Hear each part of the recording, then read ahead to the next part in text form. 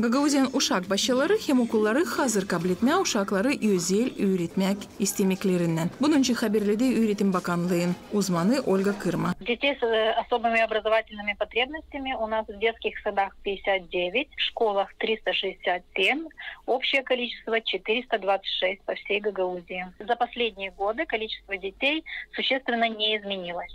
Ольга Кырма сөйледи, они оннара данашырлар ана бабалары. Менеджеры учебных заведений очень лояльно относятся к таким детям. И если есть случаи, когда такого ребенка не принимают в школу, то это случаи, когда нет мест в классе или когда ребенок пришел не в том округе, где он проживает, а в другой округ.